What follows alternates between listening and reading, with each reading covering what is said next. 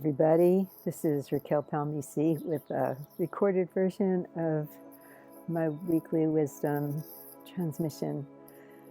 I have something special to talk about today that's a little out of the realm of my usual highly spiritual transmissions, but it's something that's important to share with you. And of course, it is the convergence of the spiritual and the human that is what my work is about. And it's happening right now in some very strange and very beautiful and very scary and all the rest of it kinds of ways, as you probably know. What I want to talk to you about today has to do with the choices that we're making based on the indoctrinations that we're getting from outside of ourselves, from others who have a vested interest in trying to manipulate the way we think. And I know there's been a lot of talk about this subject and a lot of people feeling that one side or another side is trying to indoctrinate them into their way of thinking and invading their privacies and all that kinds of stuff. That's not exactly what I want to share with you today, is an opinion about any of that. This is, after all, a process that we're all engaged in as we up-level our consciousnesses, hopefully. So what I want to talk to you about today has to do with something we're really getting wrong. And I think we all need to think about it. A couple of days ago, an 18-year-old youth with an AR-15 assault rifle broke into a store in Buffalo, New York, and killed 13 people, mostly black people. It was after them. It was racially motivated. He had been thoroughly immersed in the information that was coming to him over social media and probably cable news and wherever else about fear that immigrants and other minorities are trying to replace white people, and we need to get back to some other idea of what it is to be American. Which is primarily that white race and culture is supreme to all the others and is threatened by other races trying to replace it. That's primarily what he's been indoctrinated in. And it made me think about myself at 18, and I realized that we're getting the approach all wrong. That thinking that if we ban this type of misinformation or hate speech from social media platforms, which is actually impossible at this point, that will help if we consider strengthening mental health oversight, that will help if we get the guns out of hands, that will be the answer. And I guess all those things might be helpful. But here's the thing, and I'd like to tell you a little story of myself and how this wisdom is coming upon me right now. So when I was 18, a kid growing up in the Bronx, New York, I was part of a group of people that was like a family to me. We all had motorcycles. I had a beautiful Triumph Tiger motorcycle with a red, white, and blue tank and streamers on the handlebars and a light rust color suede seat, and on the side cover was the name Gypsy. That's who I was. And I loved this motorcycle. I went everywhere on it. I rode it to work in Manhattan every day, changed my clothes in the parking structure garage, and put on my high heels and tight skirt and went up to my secretary's job. That's who I was. My family, my adopted family, were a bunch of motorcycle people, not, um, we weren't, we weren't, weren't Hell's Angels. We were just riders. But on the other hand, we were also troublemakers. And we had names like Noel the fireman, who was kind of also a pyromaniac who started fires and then liked to visit them as they got put out. We had a bunch of assorted characters. My boyfriend, Hank, and I were acrobatic motorcycle riders, so to speak. We would be able to do all kinds of maneuvers on my motorcycle or on two motorcycles where we would change over to each other's bikes. And our whole gang, was about probably 7 or 8 of us, got to ride in the big Macy's Day Parade in Manhattan. This is like the seminal parade every year in New York. And this was when the Vietnam War was in full swing, and probably the first time, I'm guessing, that this nation was ever so polarized and divided. It was something new, and everybody was confused and afraid and bewildered and angry. Those that were against the war tended to be younger and higher educated. All the anti-war stuff started on the college campuses, as you probably know. Those that were for the war were World War II soldiers and policemen and others who are all often the staunch allies of our fighting spirit as Americans. But this war wasn't even called a war, and it was off.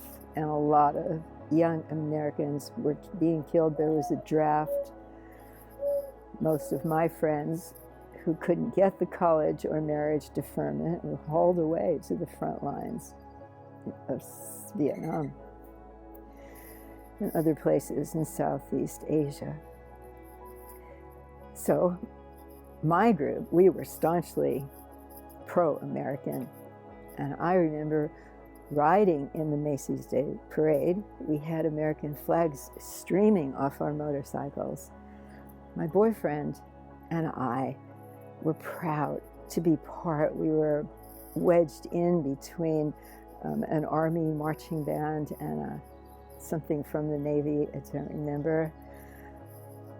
And there we were, and people were applauding us. My boyfriend and I were changing seats on my Triumph. We were doing all kinds of stuff and standing up, and people loved us, and we loved them. And as happens in parades, the parade came to a stop. It often does as people catch up with each other and it has to start moving again. And as we were stopped, I looked over to the side of me, and there were a group of young people. They were barefoot. There was a girl with a long skirt, and she had flowers in her hair. No makeup. She was very white, blonde, beautiful. Her hair was straggly. Looked like she hadn't showered in a few days. And I looked at her and thought, oh, what's that? And all these people looked so scruffy. And as I was looking at her, she began to look back at me. And she began to walk towards me, which freaked me out. And she was holding out a little yellow flower that she wanted to give me. And people that I was with started telling her to get lost, and other expletives that I won't say here. But she didn't. She walked right through the crowd of us and came and stood right in front of me, looked me right in the eye, which is something that people really didn't do that much. She looked right in my eye and smiled and handed me the flower, which my boyfriend grabbed and stepped on it, stomped on it.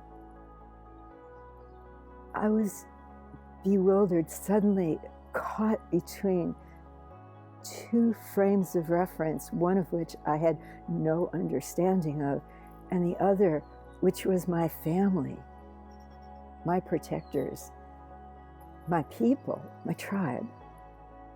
But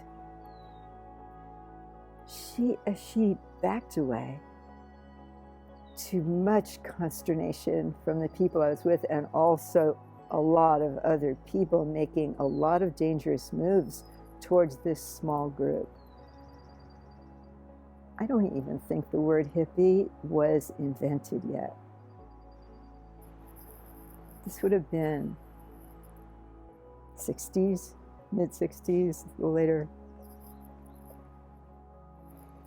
She backed away and she kept her eye on me, and then she finally turned and went back into her place. And the crowd was kind of coming around them. There were police that showed up and started grabbing at them and hauling them away. And as she was being roughed up by a policeman and grabbed by her hair and called away, she took another look at me and smiled and gave me a signal like this, which I didn't know what that meant. That moment in my life changed my life, because I started to find out what that was about. The way I started finding out about it was by the cynical comments from the people I was with. Oh yeah, that's some kind of peace BS. And then I started to read more, and I started to look more. And it took years for me to actually understand. I had to educate myself, read good media that informed me about what was going on with the war and with our country, that what was happening on the college campuses, none of which I had ever even visited, let alone attended. My life changed in so many ways by that moment with that young woman. I realized how much, although all my friends were always guys, and I realized at that moment how much I love women, that I could love a woman. Everything changed for me. I began to understand myself in different ways. And if you have gotten this far with me and listening to my story, I thank you and appreciate you. But reflecting on this young 18-year-old boy, young man, feeling my own incomplete brain structure, how young I was and how much in need of something that felt like family. Perhaps you can feel it too. That what I needed more than anything was to be sort of inspired, to have someone who is a little different look me right in the eye and offer me an invitation without saying a word. It was an energetic transmission between us that I will never forget until my last breath here in this life. And I bless her every day for her courage and bravery. All of that small, straggly group that had the vision and the heart to confront an establishment that was mean without fighting, by just allowing their light to shine out of them. And it was never easy, as it still isn't easy.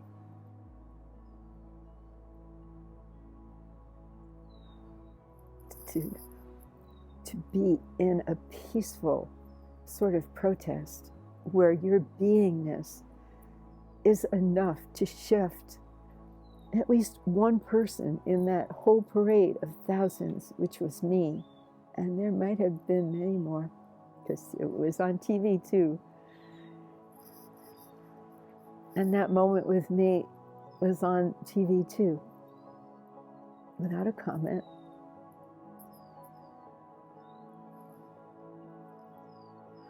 There was a loss of innocence in our country then. We began to realize that we are culpable, we are responsible for our actions, that things are not automatically right and wrong. So this young man, does he need mental help? Yes. Should he be held accountable? Of course. Should we try to get these assault weapons out of the hands of people? I believe so. My personal opinion is yes on that. Do we need better gun laws? Oh my God, yes. But that's only a small fraction of the story. Because what people like this young man needed, just like I did without knowing it, is to feel themselves a member of a family that not only makes sense to them, but that relates to them. Is not some representative of some elite that they feel they can never approach, but someone, maybe it's you, who lets their heart shine out, smiles at them and lets them know that they're wanted.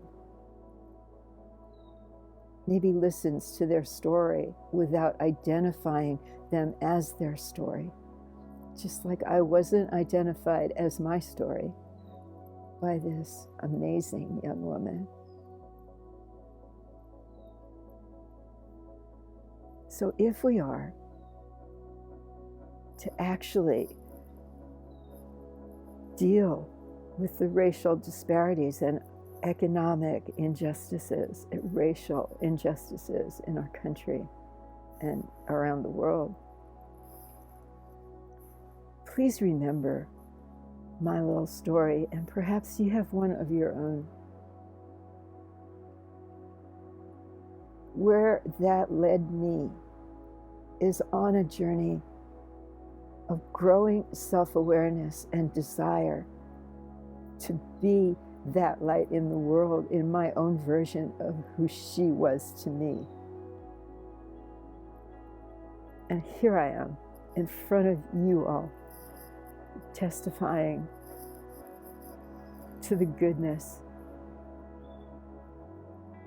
of a being that was willing to step out of her comfort zone and show her light to me, a scraggly kind of Bronx kid with an attitude and a desire to live a really big life. And I have done it in ways that could never, ever have been predicted in a zillion years, as I subsequently went through a series of spiritual awakenings and hard life lessons, watched myself fall off a cliff over and over again to experience the resiliency of my heart and my soul and my being in order to get here in front of you right now, saying what I'm saying. Please put yourself in this story. Be the light. Be real. Don't be afraid. My love to you. See you live next Wednesday.